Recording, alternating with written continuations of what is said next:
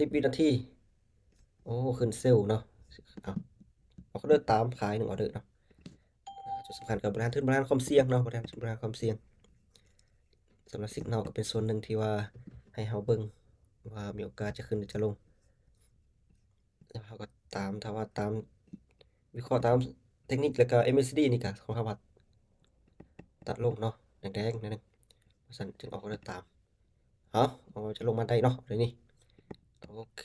ถ้าลงงามๆแล้วนี่ก็มีโอกาสสูงแล้วเนาะ2 1 0โอเคออเดอร์แรกมันก็อยากเสี่ยงเนาะมันออเดอร์ที่มันลงยาวๆมันก็ใกล้ออเดอร์เก่าแล้วนะใกล้ออเดอร์เก่ามันก็จะไปเทอละ10 เหรียญค่อยไปเนาะสำหรับออเดอร์นี้โอ้บอกให้เซลล์อีก1 ออเดอร์อีกเนาะไว้เซลล์อีก1 ออเดอร์อีกขาย1 ออเดอร์อีกเนาะครับ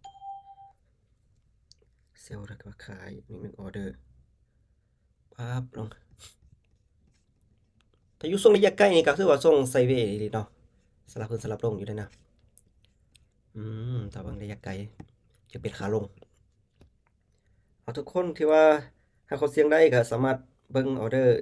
จะตามจะสวนมันก็ได้เนาะอันนี้ก็จะวิเคราะห์อยู่ที่อีเธเรียมโอเคออเดอร์ที่2แต่ว่าลงมาจนได้เนาะลงมาจนได้สลับจนได้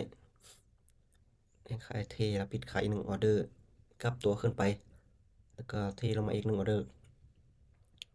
ปัดโอ้ตัว10 ปลายกว่าวิเนาะ14 วิเนาะส่วนนี้โอ้ว่าขาย1 ออเดอร์เนาะเอาโอ้ทันบ่อ่า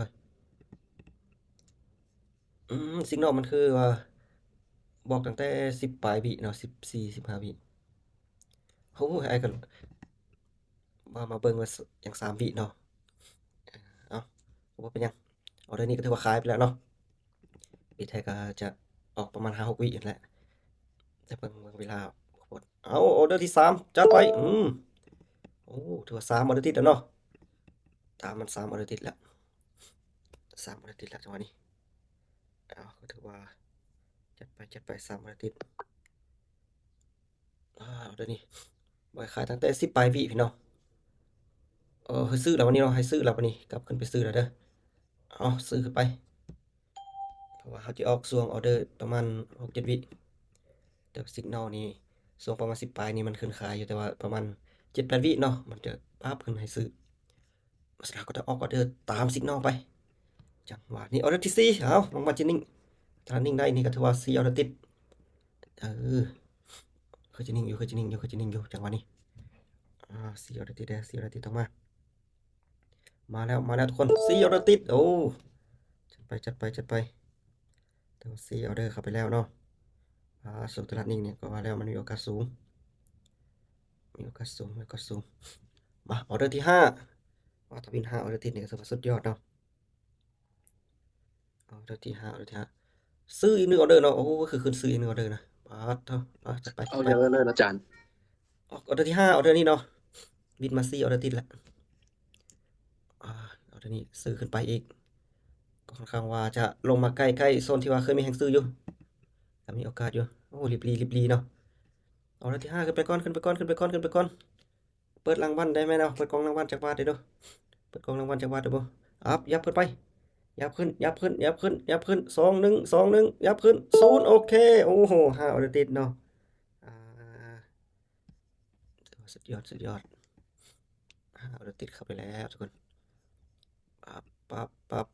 บินมา5 ออเดอร์ติดโอ้โหเนี่ยบ่พลาดจากออเดอร์เลย7 6 7 8 9 10โอกาสที่จะได้รางวัลมีแล้วเนาะได้รางวัลได้5 ออเดอร์ติดนี่เก็บบล็อกน่าจะอีกโดนเติมอยู่อีก4 5 นาทีอยู่มันจึงจะส่งรางวัลมาให้เนาะอันนี้เราส่งที่ตลาดมันนิ่งนี่ก็มีโอกาสได้ทุกคนเนาะมีโอกาสงามอยู่อ่าตอนนี้ถือว่าเข้าที่กับอีเธเรียมนี่ก็ถือว่าบินไปรัวๆเนาะบินไปรัวๆเลยทุกคนก็สามารถเบิ่งกราฟใดก็ได้เนาะเบิ่งกราฟใดก็ได้ที่ว่ามีโอกาสอาจารย์ยังคิดต่อบ่เราก็ยังจะไปจักหน่อยเนาะยังจะไปจักหน่อยเพราะว่าเวลาก็ยังหลายเติบอยู่เนื่องจากว่าตอนนี้ก็ผ่านมาได้12 นาทีประมาณ20นาทีครับเนาะ มาเป็นออเดอร์ต่อไปสักก่อนเนาะเพราะว่าเทปเราท่ารางวัลเราท่ารางวัลโอ้ออเดอร์นี้มันบ่ให้ขายลงเนาะก็ถือว่าเทรนขาลงงามอยู่ได้นี่เทรน กล้ามอย่างกัน อีเธอเรียมเนาะกับอีเธอเรียมได้โอ้ลงมานั่นเขียวแดงปานมาเริ่มจุดประตงแล้วป่ะจ๊ะนี่มันก็บอกตามเทรนอยู่เนาะตามแนวโน้มของตลาดอยู่เลยโอ้มีโอกาสลงลงได้เซยเนาะโอ้ยลงได้โทษลงงามเลยโทษโอ้ทำว่าออกตามขายนี่ก็จะบินอีกเนาะมันแนวโน้มขาลงงามเลยมันก็ได้ต่อไปนี่เนาะเอาเด็กนี้โอ้คือบอกให้บ่ายวะมาลงนี่คือบอกให้ซื้อเนาะเดี๋ยวนี้เนาะยังจะซื้ออีกเนาะเดี๋ยวลงมาถือว่ามันจะลงมายาวเกินไปละจานจาน เลย เทคนิคนี้นำใช้แบบใดจานเทรดเดอร์สิกนอลนี่ เขาจะเบิ่งอยู่ในนะอยู่แจ๊มันนี่นะมันจะขึ้นบายหรือขึ้นเซลล์นะแล้วก็เป็นเปอร์เซ็นต์สูงแล้วก็เขาจะตามมันก็ได้หรือว่าจะสวนมันก็ได้เรามันบอกซื้อหรือบอกขายมันก็มีโอกาสเนาะเพิ่มความมั่นใจแต่ก็ทุกอย่างมันก็บ่มีคำว่า100%เนาะเข้าไปขึ้นไปโอ้ ขึ้นไปดีเนาะขนาดลงปานนั้นเนาะได้เห็นบ่มันจะมีสีขึ้นสีเขียวก็ถือว่ามันเอิ้นซื้อเนาะถ้าขึ้นสีแดงก็เอิ้นขายนะ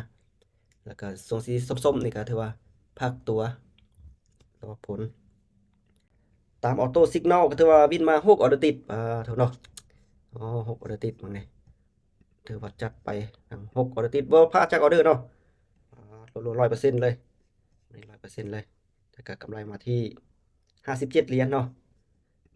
รางวัลมาละรางวัลมาลุ้นมันจะได้เท่าใดมื้อหน้าก็จะและจิก็จะจัดกิจกรรมแจกเนาะมาลุ้นก่อนจะได้จักเท่าใดเพิ่มเติมอีกจักหน่อย2 1 0ปั๊บโอ้ได้7.94เหรียญเนาะ7.94ก็ถือว่าเพิ่มหน่อยหนึงเนาะเพิ่มหน่อยหนึงนี่ละช่วงมันตลาดนิ่งตลาดงามนี่สามารถออกออเดอร์ได้เนาะออกออเดอร์มันจะตามมันก็ได้หรือว่าจะสวนมันก็ได้เนาะ